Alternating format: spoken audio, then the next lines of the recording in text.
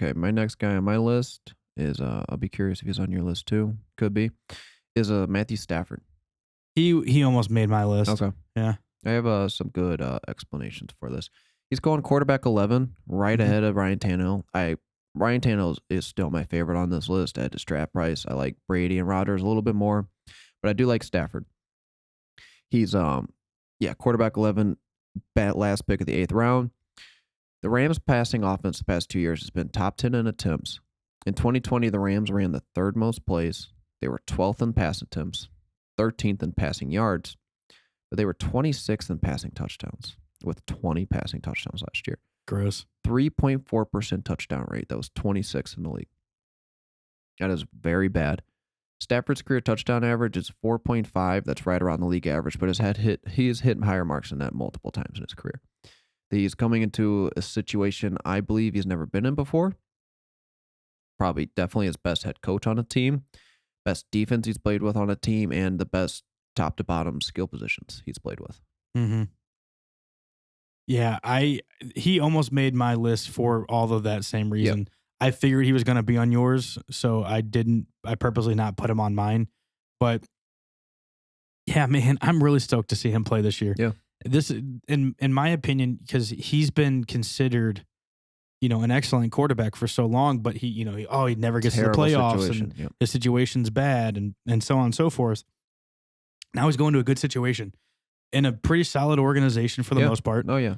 And a really, really talented head coach. Yep. So he has everything he needs to win except a run game. I don't think the run game's great. I was just about to bring that up next. Yeah, the Cam Akers injury gives Matthew Stafford and this passing offense a bump. It gives them the reason not to run the ball more and stay up at the league leaders in passing attempts.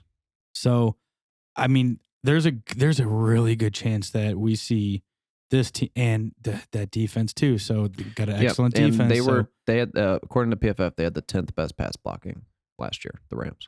Yeah. So good offensive line. Very good offensive line. And they've had a pretty good offensive line for a while. Yeah. So I think Matthew Stafford is somebody definitely you can target. And honestly, guys, like I have him ranked at 12. He's being drafted as number 11, but like he could be a top upside. 5 guy. He has upside, yeah. Yeah, he still could be a top 5 Last year, you can kind of throw out a little bit, missing a lot of players the whole season. Nothing really meshed. Well, he didn't have Kenny Galladay like the whole season. Yeah, you go back to 2019, though. How he started off that season was very impressive. Mm-hmm. It was a reason why he was one of my sleepers last year. Yeah, that quickly. Yeah. That quickly disappointed and changed. So, all right. So, I guess another guy that I've got. How many more do you have? I just have one. Okay, I'm curious if it's the same guy. But I've got Joe Burrow. No. Okay, cool. I don't mind it. I really don't. He's going in the 9th round, late 9th, going at 9-11, so almost 10. And when he's that close to Tannehill, that's not even a close for me. Yeah, but see, I think Tannehill's gonna. I can't see him staying at 906. Dude, this is where he always goes. He's I know. Just the underappreciated quarterback. He's the Robert Woods of quarterbacks. Right, but when I've been mocking, unfortunately, Tannehill's been gone when I go to get him in that round because I'm usually in the back end. But I don't mind taking Joe Burrow at 9-11. I still think the offensive line's improved enough. And when he did play last year, he looked really good. He did.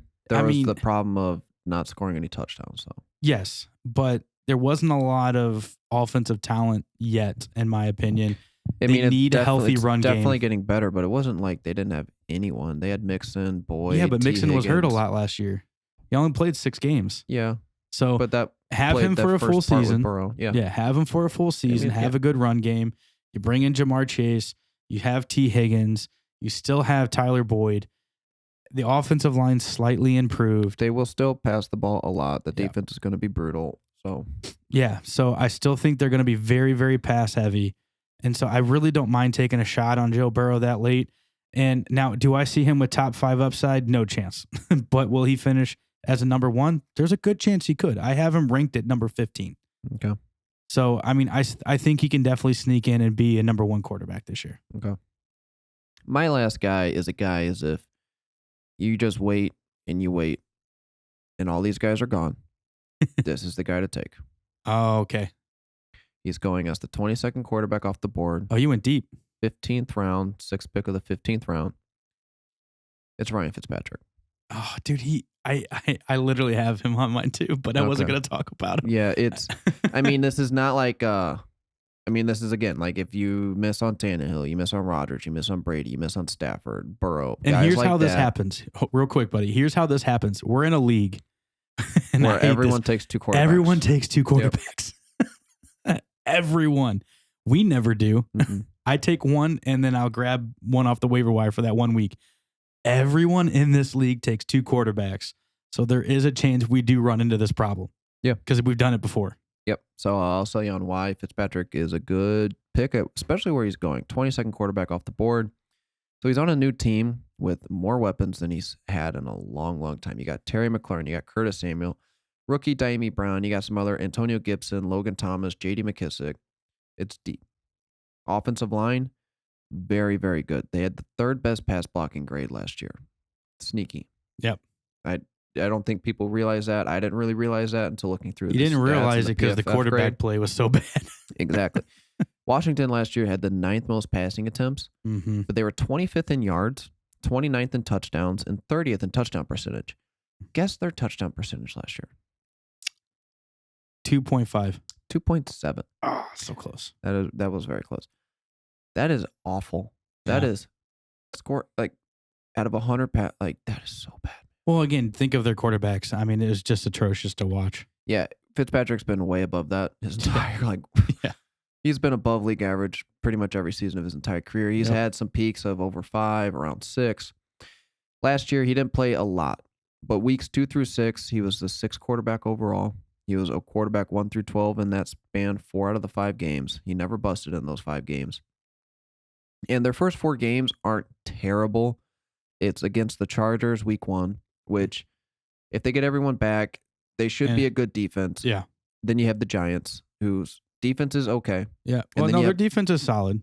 It's solid. Yeah. And then you have Buffalo, whose defense is like they have good defensive talent, but they're one of those defenses where they can be absolutely incredible on a day and they can be bad on a day. Yep. And then Atlanta. So it's not a terrible first 4 game stretch. Yeah. And again, where you're drafting them, if it looks bad, you just drop them. You just drop them and pick someone else up. See, and keep in mind too, Ryan Fitzpatrick is the type of quarterback where he can definitely win you weeks because he could throw 5 touchdowns on any given Sunday, to be honest. And he's not really going to bust that much. He has busted a couple times in the past, obviously, because he used to be like. Well, if they keep those passing attempt numbers up again, like 9th most passing attempts in the league last year, they keep it up there, he'll be good. He'll be fine.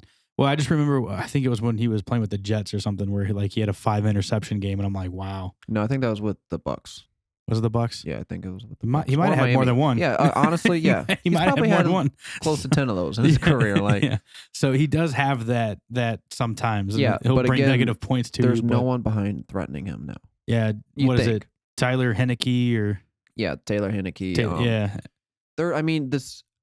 I've kind of been softening, like, this offense is definitely going to be improved, but I don't think they're going to be world beaters. Right. But I do think it'll be good enough to have production. And if anything, if you are able to get one of these other quarterbacks, he'll be a great streamer though. If you want to take that route. That's the thing. He's essentially going undrafted. So yeah, there's a few great streamers. He's going to be on waiver wires. Yep. Yeah, I like Ryan Fitzpatrick as a streamer. Now that we're talking about it, I think Trevor Lawrence could be a decent streamer depending on the weeks. You have the old guys like Derek Carr, Kirk Cousins. They're always reliable. Even Baker Mayfield might be able to even give you a good stream week. So. I looked at Baker for this list. It's hard. I couldn't get into it. It's so hard, but yeah. I have him ranked right in front of Ryan Fitzpatrick. Even that 3-game stretch he had last year where it was incredible. He backed it up with just a couple awful performances. It's just what he does, unfortunately.